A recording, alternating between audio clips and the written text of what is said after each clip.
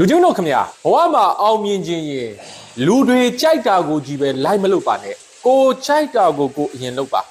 ကိုကြိုက်တာကိုလုပ်ပြီးမှအဲ့ဒီအရာကိုလူတွေကြိုက်အောင်လုပ်ပါလူတော်တော်များများစကြိုးစားတာနဲ့လူတွေကြိုက်အောင်ပဲလိုက်လုပ်နေတာနဲ့ကိုယ့်ရဲ့တန်ဖိုးထားမှုနဲ့တဖြည်းဖြည်းဝေးကွာလာတတ်တယ်ကိုကြိုက်တာကိုလုပ်ပါပြီးမှအဲ့ဒီအရာကိုလူတွေကြိုက်အောင်လုပ်ပါလူချင်းတို့လူတိုင်းမကြိုက်နိုင်ဒါကိုတော့သတိပြုဖို့လိုတယ်လူတိုင်းဆိုရဲလူတိုင်းကြိုက်အောင်လုပ်မယ်ဆိုတဲ့စကားကတော်တော်ဆိုးတယ်နော်လူတိုင်းမကြိုက်နိုင်ကဘာပေါ်မှာလူတိုင်းကြိုက်တဲ့ brand ဆိုတာရှိကိုမရှိဘလောက်ပဲကဘာကျော်တဲ့ brand ဖြစ်ဖြစ်အဲ့ဒီ brand ကိုမကြိုက်တဲ့သူကရှိကိုရှိကဘာပေါ်မှာလူတိုင်းအားပေးတဲ့ဘောလုံးအသင်းဆိုတာရှိကိုမရှိ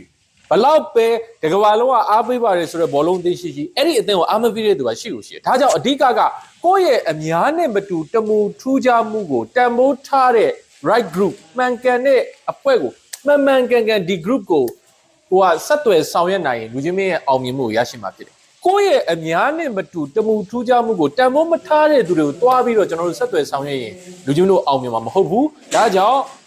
ကိုယ့်ရဲ့တမူထူးခြားမှုကိုတန်ဖိုးထားတဲ့သူတွေကိုမှန်မှန်ကန်ကန်ဆက်သွယ်ဆောင်ရွက်ပြီးတော့အောင်မြင်မှုတွေကိုအခုပဲတိစောက်ဖို့အတွက်ချစ်ခင်စွာဖြင့်တိုက်တွန်းလိုက်ပါတယ် we must work together